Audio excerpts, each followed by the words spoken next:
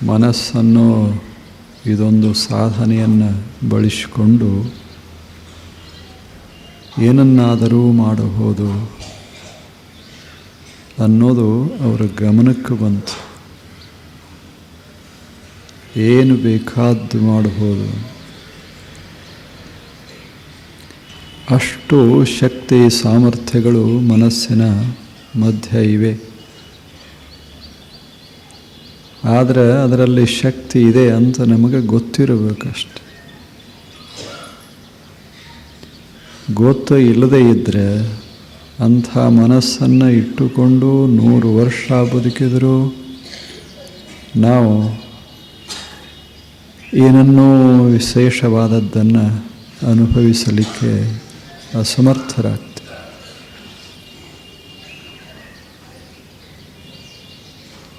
ಒಂದು ಮನೆ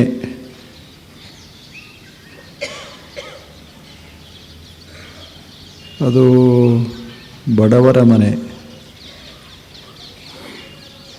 ಒಂದಿಷ್ಟು ಭೂಮಿ ಇತ್ತು.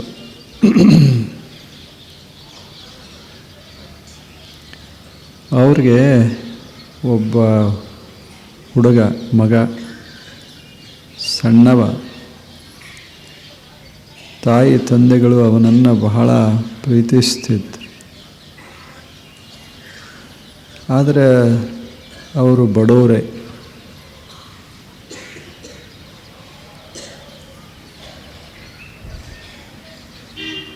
ಒಂದು ದಿವಸ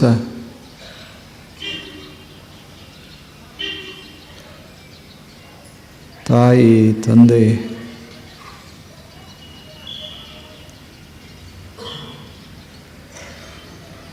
ಆ ಹುಡುಗನನ್ನು ಕರ್ಕೊಂಡು ಅರಣ್ಯದಲ್ಲಿ ಹೋಗ್ತಾ ಇದ್ರು.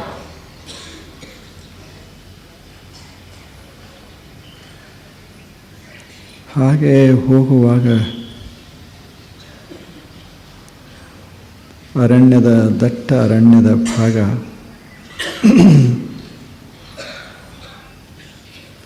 ಅಲ್ಲಿ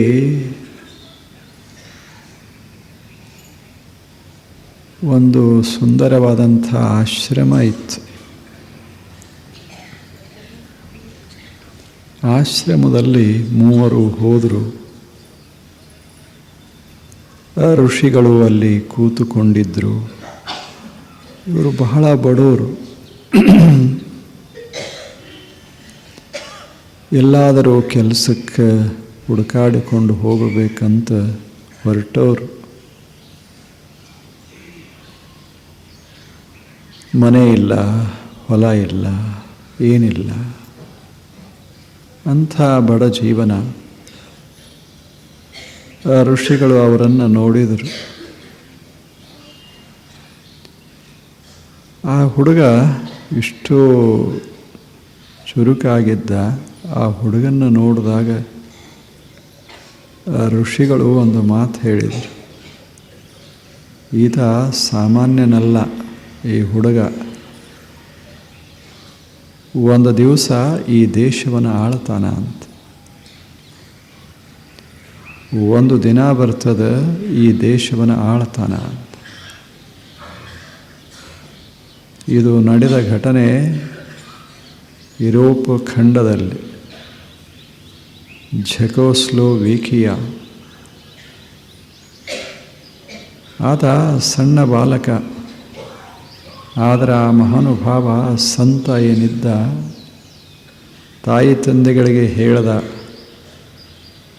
ನೋಡು, ಈ ಮಗ ಬಹಳ ದೊಡ್ಡವನಾಗ್ತಾನೆ, ಈ ದೇಶವನ್ನು ಒಂದು ದಿವಸ ಆಳ್ತಾನ. ತಾಯಿ ತಂದೆಗಳಿಗೆ ಹೆಂಗೆ ಭರವಸೆ ಆಗ್ತದೆ?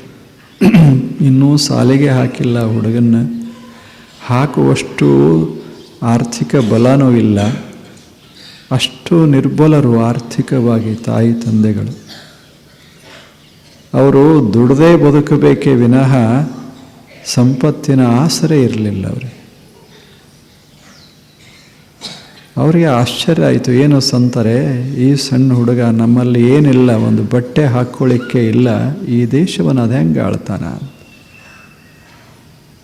ಆದರೆ ಸಂತರು ಹೇಳಿದರು, ಹಾಗದ, ಆತ ಆಳ್ತಾನ, ನನಗನ್ನಿಸ್ತದೆ ಆತನಲ್ಲಿ ಆ ಸಾಮರ್ಥ್ಯ ಅದ. ಹುಡುಗನಿಗೆ ಹೇಳಿದರು, ನೀನು ಸಾಮಾನ್ಯ ಅಲ್ಲೋ, ಈ ದೇಶವನ್ನು ಆಳಲಿಕ್ಕೆ ಬಂದವ ಅಂದರು. ಏನ ಮಾತು ಅವನ ತಲೆಯೊಳಗೆ ಹೋಗ್ತೋ, ತಾಯಿ ತಂದೆಗಳ ತಲೆಯೊಳಗೆ ಹೋಗ್ತೋ, ಇಂಥ ಅದ್ಭುತ ಪರಿಣಾಮ ಬೀರ್ತಾ ಹೋಯಿತು. ತಾವು ಬಡವರಂತ ಭಾವಿಸಿದವರು, ಆದರೆ ಸಂತ ಹುಡುಗನಲ್ಲಿ ಒಂದು ವಿಶೇಷತೆಯನ್ನು ಕಂಡ.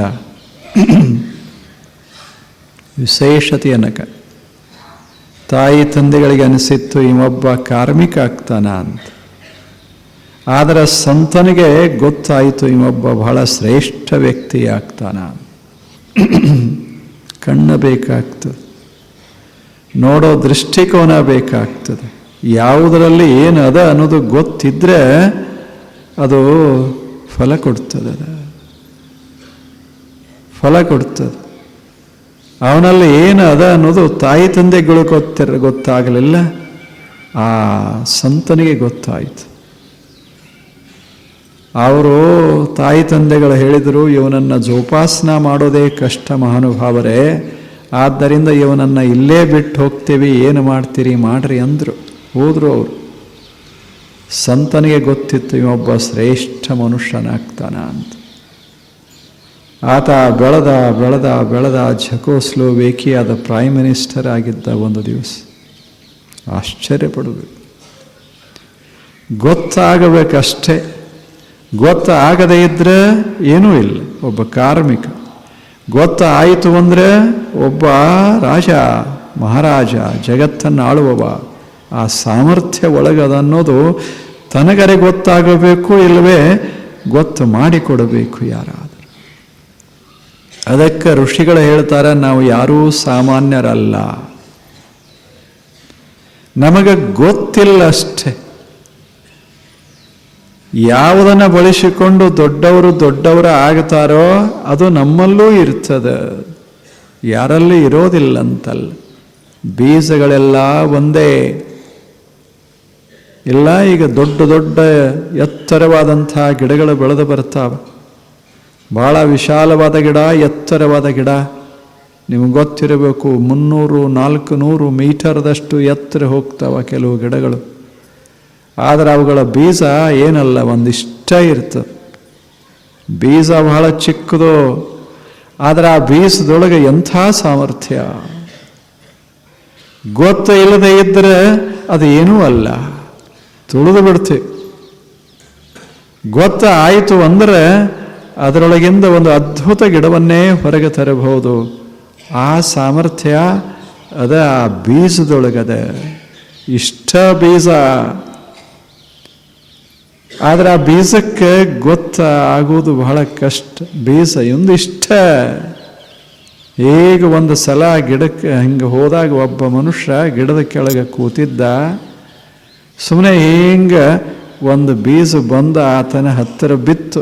ಸಣ್ಣ ಬೀಜ ಇಷ್ಟೇ. ಅವ ಕೈಯೊಳಗೆ ಹಿಡ್ದ, ಸುಮ್ಮನೆ ಎಚ್ಚಕ್ಕದ. ಅವಾಗ ಬೀಜ ಹೇಳ್ತು, ಹೆಚ್ಚಕ್ಕಬೇಡ, ನಾನು ಸಾಮಾನ್ಯ ಅಲ್ಲ ಅಂತ. ನೀನ್ಯಾವುದು ಸುಮ್ಮನೆ ಹಲ್ಲೊಳಗೆ ಹಾಕಿ ಬಿಟ್ರೆ ನಷ್ಟ ಆಗಿ ಹೋಗ್ತೀಯೋ, ಒಂದು ಕ್ಷಣ ಸುಮ್ಮನೆ ಕೈ ಒತ್ತಿ ಬಿಟ್ರೆ ನಾಶ ಆಗ್ತಿ, ಇಷ್ಟು ಅಸಮರ್ಥ ನೀನು ಅಂದ. ಅವಾಗ ಬೀಜ ಹೇಳ್ತು, ಮಹಾನುಭಾವರೇ, ನಿಮಗೆ ಗೊತ್ತಾಗೋದಿಲ್ಲ, ನನಗೆ ಗೊತ್ತದ, ನಾ ಏನಾಗಬಲ್ಲೆ. ನಿಮ್ಮ ಯಾವ ಗಿಡದ ಕೆಳಗೆ ಕೂತೀರಿಯಲ್ಲ ಅಷ್ಟೆತ್ತರ ನಾನು ಆಗಬಲ್ಲೆ, ಅಷ್ಟು ವಿಶಾಲ ಆಗಬಲ್ಲೆ. ನನಗದು ಗೊತ್ತದ. ನಾನು ಬೀಳುವಾಗಲೇ ನಮ್ಮ ತಾಯಿ ಗಿಡ ನನಗೆ ಹೇಳಿ ಕಳಿಸಾಳ, ನೀನು ನನ್ನಂಗ ಆಗ್ತಿ ಅಂತ ಹೇಳ್ಯಾಳ, ನನ್ನಷ್ಟು ಎತ್ತರ ಆಗ್ತಿ ಅಂತ ಹೇಳ್ಯಾಳ. ನಾನು ಇಷ್ಟ ಇರಬಹುದು. ಆಕೆ ಹಿಂಗೆ ದೂಡ್ದಾಗ ನನಗೆ ಬಹಳ ನೋವಾಗಿತ್ತು. ಗಿಡ ಬೀಜವನ್ನು ತಯಾರ ಮಾಡಿ ಹಿಂಗೆ ನೂಕುವಾಗ ಬೀಜ ಹೇಳ್ತದ, ನನಗೆ ಬಹಳ ನೋವಾಗಿತ್ತು, ನಮ್ಮ ತಾಯಿ ನೂಕಿ ಬಿಟ್ಲು. ಅವಾಗ ನನಗೆ ಬಹಳ ನೋವಾಯಿತು. ಅವಾಗ ಹೇಳಿದೆ, ನೂಗ್ತಾ ಇದೆಯಲ್ಲ. ಆಕೆ ಹೇಳಿದ್ಲು, ನಿನ್ನಲ್ಲಿ ಬಹಳ ಸಾಮರ್ಥ್ಯದ, ನನ್ನಷ್ಟು ಬೆಳಿಬೇಕು, ಬಹಳ ಎತ್ತರ ಆಗಬೇಕು, ನಿನ್ನೊಳಗದ, ಇಲ್ಲೇ ಕೂತ್ರೆ ಏನಾಗೋದಿಲ್ಲ, ಸರಿದು ಬಿಡು ಅಂತು ಇಡ. ನಾನು ಹಾಗೆ ನಿನ್ನ ಕೈಗೆ ಬಂದು ತಲುಪೇನಿ, ನೀನು ಚೆಲ್ಲಬೇಡ, ಒಂದು ಸ್ವಲ್ಪ ನೀ ಪ್ರಯತ್ನ ಮಾಡು, ಎಲ್ಲರೇ ಒಂದೀಟು ನನಗೆ ಮಣ್ಣಿನ ಆಸರೆ ಕೊಡು, ಒಂದು ಹನಿ ನೀರಿನ ಆಸರೆ ಕೊಡು, ನೋಡು ಹೆಂಗಾಗ್ತೇನೆ. ಬೀಜ ನಾನಿಷ್ಟು ಸಣ್ಣವ ಅಂತ ಅನಿಸ್ತದೆ, ಆದರೆ ನನ್ನೊಳಗೆ ಏನದ ಪೊಟೆನ್ಷಿಯಲೇ ಅಲ್ಲ, ಒಳಗೆ ಎಂಥ ಸಾಮರ್ಥ್ಯದ ಅದನ್ನು ನನಗೆ ಗೊತ್ತಾಗಿದೆ, ನನಗೊಂದಿಷ್ಟು ಅವಕಾಶ ಕೊಡು. ಹೇಗೆ ಪ್ರತಿ ಬೀಜದೊಳಗೆ ಇಂಥ ಸಾಮರ್ಥ್ಯ ಇರ್ತದೆ, ಹಾಗೆ ಪ್ರತಿಯೊಬ್ಬ ವ್ಯಕ್ತಿಯೊಳಗೂ ಇಂಥ ಸಾಮರ್ಥ್ಯ ಇರ್ತದೆ, ಬಹಳ ದೊಡ್ಡ ಸಾಮರ್ಥ್ಯ ಇರ್ತದೆ. ಯಾರೋ ಸಣ್ಣವರಲ್ಲ, ಎಲ್ಲರೂ ಅಷ್ಟೇ ದೊಡ್ಡವರಾಗುವ ಸಾಮರ್ಥ್ಯ ಪಡೆದು ಬಂದವರು. ಆದರೆ ಎಲ್ಲರಿಗೂ ನೆಲ ಸರಿ ಸಿಗೋದಿಲ್ಲ ಅಷ್ಟೇ. ಎಲ್ಲರಿಗೂ ಸಮನಾದಂಥ ನೀರ ಉಪಚಾರ ರಕ್ಷಣೆ ಸರಿ ಸಿಗದ್ದರಿಂದ ಬೆಳೆಯೋದಿಲ್ಲ. ಎರಡನೇದ್ದು, ನಮಗೆ ಗೊತ್ತಿಲ್ಲದ್ದರಿಂದ ನಾವು ಬೆಳೆಯೋದಿಲ್ಲ. ನಾವು ಎಷ್ಟೋ ಸಲ ಅನ್ನೋದಿಲ್ಲ, ನಾವೇನಪ್ಪ ಸಣ್ಣವರು ಅಂತ ನಾವು ತಿಳ್ಕೊಂಡೇವಿ. ಆದರೆ ಎಂಥ ಸಾಮರ್ಥ್ಯದ ಒಬ್ಬ ಸಾಮಾನ್ಯ ಹುಡುಗ ರಾಜನಾಗಬಲ್ಲ, ಶಾಲಿವಾಹನ ರಾಜನಾಗಬಲ್ಲ. ಅಂಥ ಸಾಮರ್ಥ್ಯ ಪ್ರತಿಯೊಬ್ಬ ವ್ಯಕ್ತಿಯಲ್ಲಿ ಇರ್ತದೆ, ಅದನ್ನು ಗುರುತು ಹಚ್ಚಬೇಕಷ್ಟೇ. ಪತಂಜಲ ಯೋಗಿಕ ಋಷಿಗಳು ಹೇಳ್ತಾರೆ, ಎಷ್ಟು ಸುಂದರವಾಗಿ ಹೇಳ್ತಾರೆ, ಮನುಷ್ಯನೇ ನಿನ್ನ ಒಳಗೆ ಒಂದು ಮನಸ್ಸಂತದ, ಮನಸ್ಸಿನಲ್ಲಿ ನಿನ್ನನ್ನು ಮುಗಿಲೆತ್ತರಕ್ಕೆ ಎತ್ತರಿಸುವಷ್ಟು ಸಾಮರ್ಥ್ಯ ಅದ. ಮುಗಿಲೆತ್ತರಕ್ಕೆ ಎತ್ತರಿಸುವಷ್ಟು ಸಾಮರ್ಥ್ಯದ ನನಗೆ ನೀನು ಸಣ್ಣವ ಅಂತ ಭಾವಿಸಬೇಡ, ಯಾವಾಗಲೂ ತಿಳ್ಕೋಬೇಡ, ಯಾವಾಗಲೂ ತಿಳ್ಕೊ, ಬಹಳ ದೊಡ್ಡವ ನೀನು. ಭಾವಿಸು, ನೀನು ಒಬ್ಬ ಯೋಗಿಯಾಗಬಲ್ಲಿ, ಒಬ್ಬ ಋಷಿಯಾಗಬಲ್ಲಿ, ಒಬ್ಬ ಶ್ರೇಷ್ಠ ಜ್ಞಾನಿಯಾಗಬಲ್ಲಿ. ಅಷ್ಟೇ ಅಲ್ಲ, ದೇವನೇ ಆಗಬಲ್ಲಿ. Potentially you are divine. ದೇವನ ಸತ್ವ ನಿನ್ನೊಳಗದೆ, ದೇವನ ಸತ್ವ ನಿನ್ನೊಳಗದೆ. ಈಗ ಒಂದು ಚಕಮಕಿ ಅಂತಿರುವುದಿಲ್ಲ, ಮೊದಲು ಹೊಡಿತಿದ್ರೆ ಹೀಗೆ, ಕಲ್ಲು ಕಟ್ಟಿದಾಗ ಒಂದು ಸ್ಪಾರ್ಕ್, ಕಿಡಿ ಹೊರಬೀಳ್ತದೆ. ಒಂದು ನಿಮಿಷ, ಒಂದು ಸೆಕೆಂಡಿನಾಗ ಕಿಡಿ ಆರಿ ಹೋಗ್ತದೆ. ಅಕಸ್ಮಾತ್ ಅದಕ್ಕೆ ಹಳ್ಳಿ ಸಿಕ್ತು, ಏನಾಗ್ತದೆ? ಸ್ವಲ್ಪ ಸಿಕ್ಕರೆ ಸಾಕು, ಬೆಳೀತದೆ, ಸುತ್ತಮುತ್ತ ಹರುತ್ತದೆ, ಭೂಮಂಡಲವನ್ನೇ ಸುಟ್ಟಾಗ್ತದೆ. ಅಷ್ಟು ಸಾಮರ್ಥ್ಯ ಒಂದು ಬರೀ ಕಿಡಿಗೆ. ಹಂಗೆ ಮನುಷ್ಯನೊಳಗೆ ಒಂದು ಕಿಡಿ ಇದ್ದಂಗೆ ದೇವನ ಜ್ಞಾನದ ಒಂದು ಕಿಡಿ ಅದ ನಮ್ಮೊಳಗೆ. ಯಾರೂ ಸಣ್ಣವರು, ಎಲ್ಲರೊಳಗೂ ಒಂದು ಕಿಡಿ, ಜ್ಞಾನದ ಕಿಡಿ ಅದ. ಆದ್ದರಿಂದ ನಾವು ಬರೇ ಮನುಷ್ಯರಲ್ಲ, ನಾವು ದೈವಿ ಮನುಷ್ಯರು. ಇದನ್ನು ಭಾವಿಸಬೇಕು ಅಂತ ಹೇಳಿದರು ಪತಂಜಲ. ಸುಮ್ಮನೆ ವಿಚಾರ ಮಾಡಿ, ನಿಮ್ಮೊಳಗೆ ಸಾಮಾನ್ಯ ಇಲ್ಲ.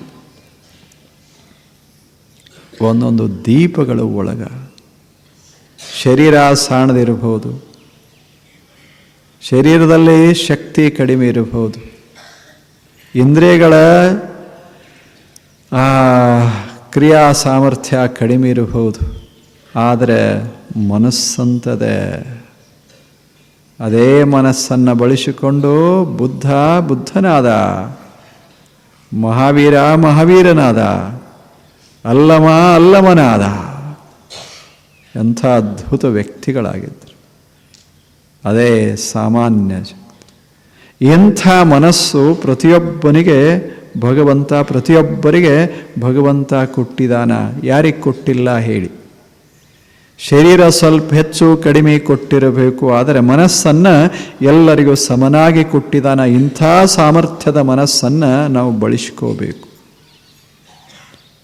ಈ ಮನಸ್ಸನ್ನು ಸುಂದರವಾಗಿ ಬಳಸಿಕೋಬೇಕಾದ್ರೆ ಏನು ಮಾಡಬೇಕು? ಅಲ್ಲಿರುವ ಕಲ್ಮಶಗಳನ್ನು ತೆಗೆದು ಹಾಕಬೇಕು. ಆ ಕಲ್ಮಶಗಳು ಯಾವುವು ಅಂತ ನಮಗೆ ಗೊತ್ತದ. ಈಗ 5 ಕಲ್ಮಶಗಳಲ್ಲ, ಇವು ಪ್ರಧಾನ, ಉಳಿದು ಸಣ್ಣ ಪುಟ್ಟು. ಈ 5 ಕಲ್ಮಶಗಳನ್ನು ಸುಮ್ಮನೆ ತೆಗೆದು ಹಾಕೋದು. ಅದರಲ್ಲಿಯೂ 5ರಲ್ಲಿ ಅತ್ಯಂತ ಪ್ರಧಾನವಾದದ್ದು ತೃಷ್ಣೆ. ತೃಷ್ಣೆ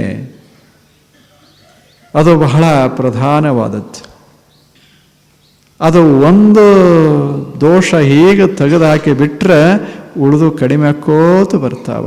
ತೃಷ್ಣೆ, ತಿರಸ್ಕಾರ, ಇಲ್ಲ ಮನೋ ದೌರ್ಬಲ್ಯ, ವ್ಯಾಮೋಹ, ಇಂಥವೆಲ್ಲ ಇವುಗಳನ್ನೆಲ್ಲ ತೆಗಿಬೇಕು. ಇವೇ ಫಲಸಗಳು ಮನಸ್ಸಿನಲ್ಲಿ ತುಂಬಿರ್ತಾವ.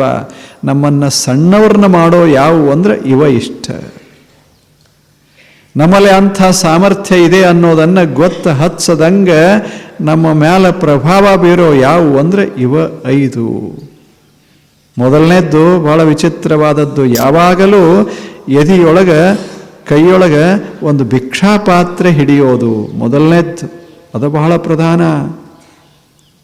ಅದರ ಅರ್ಥ ಏನು ಅಂದರೆ ನನಗೆ ಯಾವಾಗಲೂ ಕೊರತೆ ಅದ, ಯಾವಾಗಲೂ ಕೊರತೆ ಅದ, ನಾನು ತುಂಬೋದೇ ಇಲ್ಲ.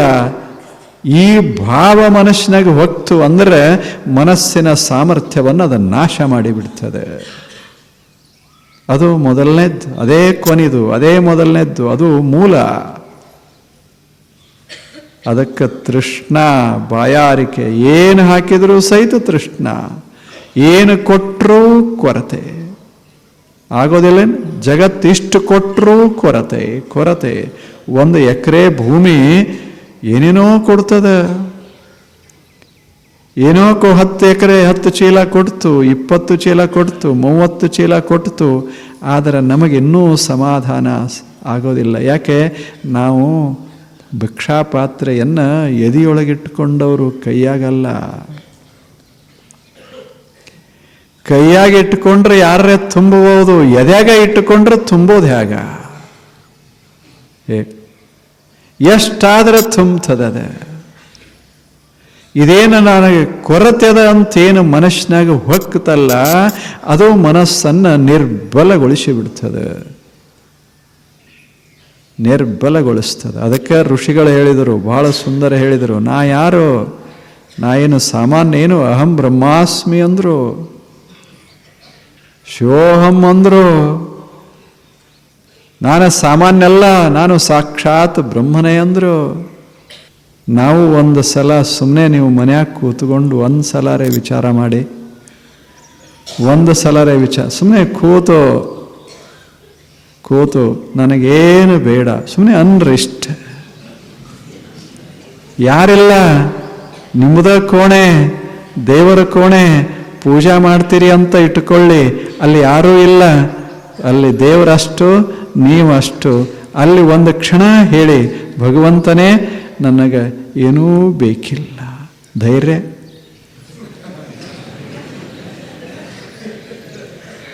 ಅಕಸ್ಮಾತ್ ನಾ ಹಿಂಗಂದೆ ದೇವರು ಏನೂ ಕೊಡ್ಲಿಲ್ಲ, ಗತಿ ಏನಾದೀತು? ಅಲ್ಲಿ ಪೂಜಾ ಮಾಡಂತ ಯಾಕೆ ಹೇಳ್ತಾರೆ, ಧ್ಯಾನ ಮಾಡಂತ ಯಾಕೆ ಹೇಳ್ತಾರೆ? ಈ ಭಾವ ಬೆಳಿಲಿ ಅಂತ. ನನಗೇನೂ ಬೇಕಿಲ್ಲ. ಭಗವಂತ ಮಂದಿಗೆ ಹೇಳೋದು ಬೇಡ, ನನಗೇನೂ ಬೇಕಿಲ್ಲ. ಸುಮ್ಮನೆ ದೇವನ ಸಾಮೀಪ್ಯದಲ್ಲಿ ಭಗವಂತನೇ ಎಷ್ಟು ಸುಂದರ ದೇಹ ಕೊಟ್ಟಿದೆಯಲ್ಲ, ಎಷ್ಟು ಸಮರ್ಥವಾದ ಮನಸ್ಸನ್ನು ಕೊಟ್ಟಿದೆಯಲ್ಲ, ಇಷ್ಟೆಲ್ಲ ಜನತೆಯ ಪ್ರೇಮವನ್ನು ಕೊಟ್ಟಿದೆಯಲ್ಲ, ಹಚ್ಚ ಹಸಿರಾದಂಥ ಇಂಥ ಸುಂದರ ನಿಸರ್ಗದ ಮಧ್ಯೆ ಬದುಕುವಂಥ, ಅನುಭವಿಸುವಂಥ ಸುಂದರವಾದ ಹೃದಯವನ್ನು ಕೊಟ್ಟಿದೆಯಲ್ಲ. ಇದಕ್ಕಿಂತ ದೊಡ್ಡದೇನದ? ನಿನ್ನನ್ನೇ ಅನುಭವಿಸುವ ಮನಸ್ಸು ಕೊಟ್ಟ ಬಳಿಕ ನನಗೇನು ಬೇಕಿಲ್ಲ ಅಂತ ಒಂದು ಕ್ಷಣ ಸುಮ್ಮನೆ ಅನುಭವಿಸಬೇಕು. ಅದಕ್ಕೆ ಯೋಗ ಅಂತಾರೆ. ನಾವು ಯೋಗ ಅಂದರೆ ಬೇರೆ ಮಾಡ್ಕೊಂಡೇವಿ. ಧನಯೋಗ, ದ್ರವ್ಯ ಯೋಗ, ಅಧಿಕಾರ ಯೋಗ, ಜ್ಞಾನಯೋಗ ಏನೇನೋ ಮಾಡಿಕೊಂಡೇವಿ. ಪತಂಜಲ ಮತ್ತು ಹಿಂದಿನ ಯೌಗಿಕ ಋಷಿಗಳು ಹೇಳ್ತಾರೆ, ಯೋಗ ಅಂದರೆ ಏನಲ್ಲ, ಭಗವಂತನೇ ಎಲ್ಲ. ಒಂದು ಕ್ಷಣ ಕೂತು ನಾನು ಪೂರ್ಣಮದಃ ಪೂರ್ಣಮಿದಂ, ನೀನೂ ಪೂರ್ಣನೇ ಭಗವಂತನೇ, ನಾನೂ ಪೂರ್ಣನೇ, ನಾ ಯಾಕೆ ನಿನಗೆ ಬೇಡೋದು, ನಾನೂ ಪೂರ್ಣವೇ. ಮ್ಯಾಥಮೆಟಿಕ್ಸ್ ಗೊತ್ತದ ನಿಮಗೆ, ಗಣಿತ. ಅದರಾಗ ಲೈನಿಯರ್ ಮ್ಯಾಥಮೆಟಿಕ್ಸ್, ಜಾಮಿಟ್ರಿ. ಒಂದು ಗೋಲ ಇರೋದಿಲ್ಲ, ವರ್ತುಲ ಇರ್ತದೆ. ಸುಮ್ಮನೆ ಒಂದು ಸಣ್ಣ ವರ್ತುಲ, 1 ಸೆಂಟಿಮೀಟರ್ ಡೈಮೀಟರ್ದ ಒಂದು ವರ್ತುಲ ನೀವು ಬರೀರಿ. ಆ ಬಳಿಕ ಅದರ ಸಮೀಪದಲ್ಲಿ ಒಂದು ದೊಡ್ಡ ವರ್ತುಲ 1 ಮೀಟರದ್ದು ಬರೀರಿ. ಸಣ್ಣ ವರ್ತುಲಕ್ಕೆ ಎಂದೂ ಅನಿಸೋದಿಲ್ಲ ನಾ ಸಣ್ಣವ ಅಂತ. ಯಾಕೆ ಹೇಳಿ? ಎರಡೂ ವರ್ತುಲಗಳೇ ಸಣ್ಣದು ಇಷ್ಟ ಅದ, ಸಣ್ಣದು ಬರೇ 1 ಸೆಂಟಿಮೀಟರ್, ಅರ್ಧ ಸೆಂಟಿಮೀಟರ್ ರೇಡಿಯಸ್ ಅಷ್ಟೇ, ಸಣ್ಣದು ಇಷ್ಟೇ. ಇನ್ನೊಂದು ಅಷ್ಟು ದೊಡ್ಡದು. ಆದರೆ ಸಣ್ಣದು ಅದರ ಸಮೀಪ ಇದ್ರೂ ಸಹಿತ ನಾನು ಸಣ್ಣವ ಅಂತ ಅದಕ್ಕೆ ಎಂದೂ ಅನಿಸೋದಿಲ್ಲ. ಯಾಕೆ? ಅದು ಮ್ಯಾಥಮೆಟಿಷಿಯನ್, ಅದು ಬಹಳ ಜ್ಞಾನಿ. ತನ್ನ ಬೆಲೆ ತನಗೆ ಗೊತ್ತದೆ, ತನ್ನ ಬೆಲೆ ಗೊತ್ತದೆ, ದೊಡ್ಡ ವರ್ತುಲದ ಬೆಲೆನೂ ಗೊತ್ತದೆ. ತನ್ನ ಬೆಲೆ ಎಷ್ಟು ಹೇಳಿ? 360. ನನ್ನ ಬೆಲೆ 360 ಡಿಗ್ರಿ ದೊಡ್ಡದಕ್ಕಂತದ, ನಿಂದು ಅಷ್ಟೇ. ಇಲ್ಲ, ಮ್ಯಾಥಮೆಟಿಕ್ಸ್ ಎಷ್ಟು ಚಂದ ಇದೆ. ನನ್ನ ಬೆಲೆನೂ 360, ನಿನ್ನ ಬೆಲೆನೂ 360. ನೋಡಾಕ ಸಣ್ಣದು, ನೋಡಾಕ ದೊಡ್ಡದು, ಆದರೆ ಇರಾಕ ಒಂದೇ. ದೇವರು ನೋಡಾಕ ದೊಡ್ಡವಿರಬಹುದು, ನಾವು ಸಣ್ಣವರಿರಬಹುದು, ಆದರೆ ಇರೋದು ಒಂದೇ. ನಂದು 360, ದೇವರದು 360. ಹೇಳಿ, ಎಷ್ಟು ಚಂದಿಲ್ಲ? ಅಕ್ಕ ಮಹಾದೇವಿಗೆ ಹೇಳಿದರು, ನೀನು ಹೆಣ್ಮಗಳು ಅಂದರು. ನಾ ಯಾಕೆ ಅಂದ್ಲು? ಅಲ್ಲಿಲ್ಲ, ಆಕೆ ವಚನ ಎಷ್ಟು ಮಸ್ತ್ ಅದಾವ, ಕಥೆ ಕೇಳುವಂಗಿರ್ತಾವ. ಬಹಳ ಜನ ಅಂದರು, ನೀ ಹೆಣ್ಮಗಳು ಹಿಂಗೆ ಹೋಗಬಾರ್ದು, ಹಂಗೆ ಮಾಡಬಾರ್ದು. ನಾ ಯಾಕೆ ಅಂದ್ಲೋ? ನೋಡಾಕ ಹಂಗೆ ಇರೋದು ಗಂಡು ರೂಪ ಅಂದ್ಲು. ನೀವ್ಯಾರು ಅಂದ್ಲು. ಎಷ್ಟು ಚೆನ್ನಾಗದ. ನಾವು ಹಣ ಕೊಟ್ಟು ಕೊಟ್ಟು ಕೊಟ್ಟು ಇವರನ್ನು ಗೌರವಿಸಿ ಮನೆಗೆ ತರ್ತೇವೆ. ಅಕ್ಕ ಮಾದೇವಿ ನೀವ್ಯಾರು ಗಂಡಸರಿಗೆ? ನೀವ್ಯಾರು? ಇವ್ರನ್ನ ತಗೊಂಡು ಇವ್ರು ಎದಕ್ಕೆ ಯೋಗ್ಯ ಅದಾರ ಅಂದ್ರೆ ಇವ್ರನ್ನ ತಗೊಂಡು ಹೋಗಿ ಒಲೆಯಾಗ ಹಾಕು ಅಂದ್ಲು.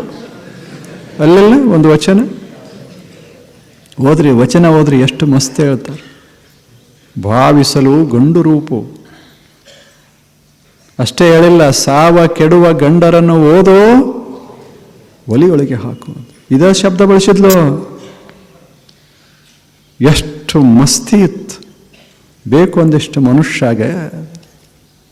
ನಾನೇನು ಕಡಿಮೆ ಏನೋ ಅಂತ ಎಂಥ ಭಾವನಾ ತುಂಬಿದ್ರು ಭಾರತೀಯರು. ಅಹಂ ಬ್ರಹ್ಮಾಸ್ಮಿ ಅಂತ ಬರೇ ಗಂಡು ಮಕ್ಕಳು ಹೇಳಲಿಲ್ಲ, ಹೆಣ್ಮಕ್ಳು ಹೇಳಿದ್ರು ಅಹಂ ಬ್ರಹ್ಮಾಸ್ಮಿ, ನೀ ಯಾರು ಅಂದ್ರು. ಎಷ್ಟು ಮಸ್ತ್ ಆಯಿತು. ಇದು ಬಹಳ ಮಹತ್ವದ್ದು. ಇಂಥ ಮನಸ್ಸು, ಇಷ್ಟು ಸುಂದರವಾದಂಥ ಒಂದು ಮನಸ್ಸು ನಮಗದ. ಈ ಮನಸ್ಸನ್ನು ಬಳಸಿಕೊಂಡು ನಾವು ದಿವ್ಯತೆಯನ್ನು ಅನುಭವಿಸಬೇಕು. ನಾನು ಏನು 360, ನೀವು 360, ಯಾರೂ ಏನೂ ಬೇರೆ ಬೇರೆ ಅಲ್ಲ. ನಾವು ಸುಮ್ಮನೆ ಮಾಡ್ತೇವೆ. ಈಗ ನಾವು ಹೋರಾಡೋದಿಲ್ಲ. ಜಾತಿ ಮತ ಪಂಥ ಧರ್ಮ ಪರಮ ಏನಿಲ್ಲ. ಈ ಜಗತ್ತಿನಾಗ ಯಾವ ಧರ್ಮ ಮತ ಪಂಥ ಯಾವುದಿಲ್ಲ. 360 ಅಷ್ಟೆ. ಎಲ್ಲರೂ 360. ಅದಕ್ಕೆ 5,000 ವರ್ಷಗಳ ಹಿಂದೆ ಈ ದೇಶದಾಗ ಋಷಿಗಳು ಹೇಳಿದರು, ಪೂರ್ಣ ಮದಃ ಪೂರ್ಣಮಿದಂ ಪೂರ್ಣಾತ್ ಪೂರ್ಣಮುದಚ್ಯತೆ ಪೂರ್ಣಸ್ಯ ಪೂರ್ಣಮಾದಾಯ ಪೂರ್ಣಮೇವಾವಶಿಷ್ಯತೆ. ಇಷ್ಟ ಮಾತು ಹೇಳಿದರು. ಎಷ್ಟು ಅದ್ಭುತ ಹೇಳಿದರು. ಭಗವಂತನೇ ನೀನೂ ಪೂರ್ಣ, ವರ್ತುಲ ಗೊತ್ತಾಗ್ತದಲ್ಲ, 360 ನೀನು, ನಾನೂ ಪೂರ್ಣ, ಪೂರ್ಣಮಿದಂ ನಾನೂ ಪೂರ್ಣ, ಪೂರ್ಣಮದಃ ಅವ ಅದನಲ್ಲ ದೇವರು, ಅವನು ಪೂರ್ಣ, ನಾನೂ ಪೂರ್ಣ, ಪೂರ್ಣಮದಃ ಪೂರ್ಣಮಿದಂ ಪೂರ್ಣಾತ್ ಪೂರ್ಣಮುದಚ್ಯತೆ. ಅದರಿಂದ ನಾ ಬಂದವ, ಪೂರ್ಣದಿಂದ ಬಂದವ ನಾನು, ಪೂರ್ಣವೇ. ಪೂರ್ಣಸ್ಯ ಪೂರ್ಣಮಾದಾಯ ಪೂರ್ಣಮೇವಾವಶಿಷ್ಯತೆ. ಪೂರ್ಣಸ್ಯ ಪೂರ್ಣಂ ಆದಾಯ, ಈ ಪೂರ್ಣದೊಳಗಿರುವ ಪೂರ್ಣವನ್ನು ಗ್ರಹಿಸಿದರೆ ನಾನು ಪೂರ್ಣವಾಗಿಯೇ ಉಳಿತೇನೆ. ಇದನ್ನು ತೆಗೆದು ಹಾಕಿದರೆ ಅದೇ ಆಗ್ತದೆ. ಎಷ್ಟು ಚೆನ್ನಾಗಿ ಹೇಳ್ತಾರೆ. ಅದನ್ನು ರಾಮಾನುಜಂ ಅಂತ ಒಬ್ಬರು ದೊಡ್ಡ ಮ್ಯಾಥಮೆಟಿಷಿಯನ್ ಆಗಿ ಹೋದರು ಭಾರತ ದೇಶದಾಗ. ಅವರು ಇದೇ ಪೂರ್ಣಮದಃ ಇದನ್ನು ಮ್ಯಾಥಮೆಟಿಕಲ್ ಭಾಷೆಯೊಳಗಿಟ್ಟು ಅವರು ಹೇಳ್ತಾರೆ, X plus Y is X, X minus Y is X. ಎರಡು ಎಕ್ಸ್ದೊಳಗೆ ವಾಯ್ ಕೂಡಿಸಿದರೆ ಉಳಿಯೋದು ಎಕ್ಸೇ, ಎಕ್ಸ್ದಾಗ ವಾಯ್ ಕಳೆದ್ರೆ ಉಳಿಯೋದು ಎಕ್ಸೇ. ಆದರೆ ವಾಯ್ ಅನ್ನೋದು ಶೂನ್ಯ ಅಲ್ಲ ಅಂದರು. ಹಂಗೆ ಭಾಳ ಮಸ್ತ್ ಅದೊಂದು ಗಣಿತ, ಸುಮ್ಮನೆ ಮಾಡಬೇಕದು. ಇದರಾಗಿ ಅದನ್ನು ಕೂಡಿಸಿದ್ರು ಅದೇ, ಇದರಾಗಿ ಅದನ್ನು ಕಳೆದರೂ ಅದೇ, ಉಳಿಯೋದು ಒಂದೇ. ಕಳೆದರೇನು ಕೂಡಿಸಿದ್ರೇನು. ಶೂನ್ಯದಲ್ಲಿ ಶೂನ್ಯವನ್ನು ಕೂಡಿಸಿದರೆ ಶೂನ್ಯವೇ, ಶೂನ್ಯದಲ್ಲಿ ಶೂನ್ಯವನ್ನು ಕಳೆದರೆ ಶೂನ್ಯವೇ. 10ರಲ್ಲಿ 8 ಕಳೆದರೆ 2, 10 ಅಲ್ಲ. 10ರಲ್ಲಿ 8 ಕೂಡಿಸಿದರೆ 18, 10 ಅಲ್ಲ. ಆದರೆ ಶೂನ್ಯದಲ್ಲಿ ಶೂನ್ಯವನ್ನು ಕೂಡಿಸಿದರೆ ಶೂನ್ಯ, 2 ಶೂನ್ಯ ಅಲ್ಲ. ಶೂನ್ಯದಲ್ಲಿ ಶೂನ್ಯವನ್ನು ಕಳೆದರೆ ಶೂನ್ಯ, ಶೂನ್ಯ ಏನೂ ಆಗೋದಿಲ್ಲ. ಹಾಗೆ infinity, infinity plus infinity is infinity, infinity minus infinity is infinity. Infinity does not become disturbed either by addition ನಾರ್ ಬೈ ಸಬ್ಟ್ರಾಕ್ಷನ್. ಏನಾಗೋದಿಲ್ಲ. ಅದು ದೇವರು, ಅದು ನಾನು. ಎಷ್ಟು ಚೆನ್ನಾಗಿ ಹೇಳಿದರು. ಪೂರ್ಣಮದಃ ಪೂರ್ಣಮಿದಂ. ಕಡಿಮೆ ಅಂತ ತಿಳ್ಕೋಬೇಡ ಮನುಷ್ಯನೇ, ನಿನ್ನ ಬೆಲೆ ಪೂರ್ಣಕೋನ 360. ಹೊರಗೆ ಸ್ತ್ರೀ, ಹೊರಗೆ ಪುರುಷ, ಹೊರಗೆ ಸೌಂದರ್ಯ, ಹೊರಗೆ ಕುರೂಪ, ಒಳಗೆ ಪೂರ್ಣ. ಪೂರ್ಣ ಈ ಭಾವ ಬರಬೇಕಲ್ಲ. ಈ ಭಾವ ಬಂತು ಅಂದರೆ ಪೂರ್ಣ ಯೋಗ. ಆವಾಗ ನಾವು ಯೋಗಿಗಳು. ಮನುಷ್ಯ ಯೋಗಿಯಾಗಬೇಕೇ ವಿನಃ ಏನಾಗಬಾರದು, ಭಿಕ್ಷುಕನಾಗಬಾರದು. ತೃಪ್ತಿಯಿಂದ ಬಾಳಬೇಕು. ಹೆಚ್ಚೇನು ಕಡಿಮೆ ಏನು, ನಾವು ಪೂರ್ಣರು, ನಾವು ಪೂರ್ಣರು. ಆದರೆ ಹಿಂಗೆ ಭಾವ ಯಾಕೆ ಬರುವುದಿಲ್ಲ ನಮಗೆ? ಯಾಕೆ ಬರೋದಿಲ್ಲ? ಹೊರಗೆ ಬಹಳ ಲಕ್ಷ್ಯ ಕೊಡ್ತೇವೆ ಅಂತ ಒಳಗಿಂದ ಮರೆತು ಹೋಗ್ತದೆ ಅಷ್ಟೆ. ಮನಸ್ಸು ಹೊರಮುಖ ಬಹಳ ಇರೋದರಿಂದ ಹೊರಗೆ ನೋಡೇ ನಾವು ಬೆಲೆ ಕಟ್ಟಕ್ಕೆ ಶುರು ಮಾಡ್ತೇವೆ. ಇಲ್ಲೇನು ಹೊರಗೆ ನೋಡೇ ಬೆಲೆ ಕಟ್ತೇವೆ. ಎಂಥ ಕುರ್ಚಿ ಮೇಲೆ ಕುಂತಾನೆ ಇದನ್ನು ನೋಡಿ ಆ ವ್ಯಕ್ತಿಗೆ ಬೆಲೆ ಕಟ್ತೇವೆ. ನಾನು ಈ ಕುರ್ಚಿ ಮೇಲೆ ಕುಂತ್ರೆ ಎಷ್ಟು ಫೂಟ, ಇದೊಂದು 3 ಫೂಟ, ಇದೊಂದು 1.5 ಫೂಟ, 4.5 ಫೂಟ ನನ್ನ ಕಿಮ್ಮತ್ತ. ಹಿಂಗೆ ಬೆಲೆ ಕಟ್ತೇವೆ, ಹೀಗೆ ಬೆಲೆ ಕಟ್ತೇವೆ. ನನ್ನ ನೋಡಿ ಕಟ್ಟಲಿಕ್ಕಾಗೋದಿಲ್ಲ. ಕಟ್ಟಿದ್ದು ನಾವು ಹೆಂಗೆ ಕಟ್ಟಿದೇವಿ? ನನ್ನ ಯಾರೂ ನೋಡಿಲ್ಲ, ಕಟ್ಟಿ ನೋಡ್ಯಾರ, ಕುರ್ಚಿ ನೋಡ್ಯಾರ, ಬೆಲೆ ನಂದು ಕಟ್ಟ್ಯಾರ, ಅದೇ ನನ್ನ ಬೆಲೆ ಅಂತ ನಾ ತಿಳ್ಕೊಂಡೇನಿ. ಎಷ್ಟು ತಪ್ಪು ಯಾರೋ ಒಂದು ಕೊಟ್ಟರು, ನೀವು ಬಹಳ ದೊಡ್ಡವ ಅಂತ ಕೊಟ್ಟರು, ದೊಡ್ಡವ ಅನ್ನೋದಷ್ಟು ಇಟ್ಕೊಂಡೆ ನಾನು ದೊಡ್ಡವ. ಅವ್ರು ಯಾಕೆ ಕೊಟ್ಟರು, ಹೆಂಗೆ ಕೊಟ್ಟರು, ಏನು ಕೊಟ್ಟರು ಒಂದು ದಿವಸ ನಾ ಕೇಳಲಿಲ್ಲ. ದೊಡ್ಡವಂತ ಕೊಟ್ರಲ್ಲ ಯಾಕೆ ಅಂತ ಕೇಳಲಿಲ್ಲ. ಅವ್ರಿಗೆ ಗೊತ್ತಿಲ್ಲ, ಎಲ್ಲರೂ ಕೊಡ್ತಾರಂತ ಅವರು ಕೊಟ್ಟರು ಅಷ್ಟೆ. ಹೌದಲ್ಲ ಹೇಳಿ? ಹೀಗೆ ಮಾಡ್ಕೋತದೆ. ಇದರಿಂದ ಮನುಷ್ಯ ಬೆಳೆಯೋದು ಬಹಳ ಕಷ್ಟ ಆಗ್ತದೆ. ನಮ್ಮ ಅರಿವು ನಮಗೆ ಇಲ್ಲದೇ ಇದ್ದರೆ ಎಲ್ಲವನ್ನೂ ಹೊರಗಿನ ವಸ್ತುಗಳ ಮೇಲೆ ನಮ್ಮನ್ನು ಕಟ್ಟಿಕೊಳ್ಳೋ ನಾವು ಪ್ರಯತ್ನ ಮಾಡಿದೇವಿ ಅಂದರೆ ನಾವು ಸಣ್ಣವರು ಆಗ್ತೇವೆ, ದೊಡ್ಡವರು ಆಗ್ತೇವೆ. ಆದರೆ ಸಣ್ಣವರು ದೊಡ್ಡವರು ಎರಡೂ ಮೀರಬೇಕಾಗಿತ್ತು ಅಂದರೆ ನಮ್ಮ ಆಂತರಿಕ ಬೆಲೆ ನಮಗೆ ಗೊತ್ತಿರಬೇಕಷ್ಟೇ. ಸಣ್ಣವರು ಅಲ್ಲ, ದೊಡ್ಡವರು ಅಲ್ಲ. ಸಣ್ಣವರಂತ ಇದ್ರೆ ದೊಡ್ಡವರಾಗಬೇಕು ಅನ್ನಿಸ್ತದೆ, ದೊಡ್ಡವರಂತ ಇದ್ರೆ ಸಣ್ಣವರನ್ನು ನೋಡಿ ಹೇಗರೆ ಅನ್ನಿಸ್ತದೆ. ಎರಡೂ ರಿಲೇಟಿವ್. ಐನ್ಸ್ಟೈನ್ ಹೇಳಲಿಲ್ಲ, ರಿಲೇಟಿವಿಟಿ ಸಿದ್ಧಾಂತ ಅಂತ ಮಂಡಿಸಿದ ಐನ್ಸ್ಟೈನ್. ಯಾರೂ ನಿರಪೇಕ್ಷವಾಗಿ ದೊಡ್ಡವರಲ್ಲ, ನಿರಪೇಕ್ಷವಾಗಿ ಸಣ್ಣವರಲ್ಲ, ಎಲ್ಲವೂ ಸಾಪೇಕ್ಷಿಕ, ಎಲ್ಲವೂ ಸಾಪೇಕ್ಷ. ನೀವು ಕೆಳಗೆ ಕೂತೀರಿ ಅಂತ ನಾನು ಮ್ಯಾಲೆ, ನೀವ ಮಾಳಿಗೆ ಮೇಲೆ ಕೂತಿದ್ರೆ ನಾನು ಕೆಳಗೆ ಅಷ್ಟೆ. ಯಾವುದೇನದ ಹೇಳಿ? ಮ್ಯಾಲೆ ನೋಡಿದರೆ ನಾವು ಕೆಳಗೆ ನೋಡಿದರೆ ನಾವು ಮ್ಯಾಲೆ, ಎಲ್ಲೂ ನೋಡದೆ ಇದ್ದರೆ ನಾವೇ ಮ್ಯಾಲೂ ಅಲ್ಲ, ಕೆಳಗೂ ಅಲ್ಲ ಅಷ್ಟೆ.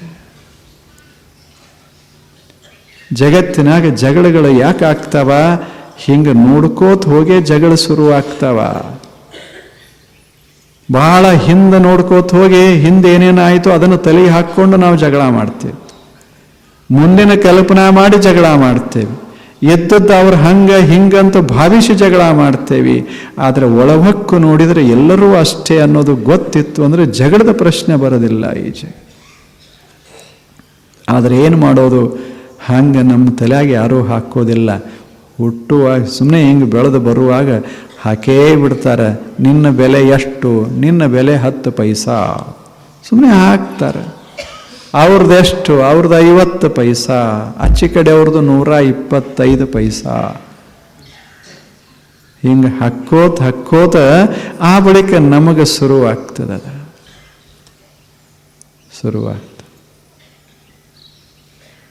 ಈ ಭಾವದಲ್ಲ, ಇದು ಬರದಂಗೆ ಮನಸ್ಸನ್ನು ಸ್ವಚ್ಛ ಮಾಡಿಕೊಳ್ಳೋದು ಹೆಂಗೆ ಅಂತ ಶಿಷ್ಯನ ಪ್ರಶ್ನೆ.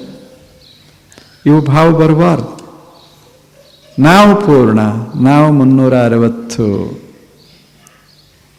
ನಾವು ಪೂರ್ಣ.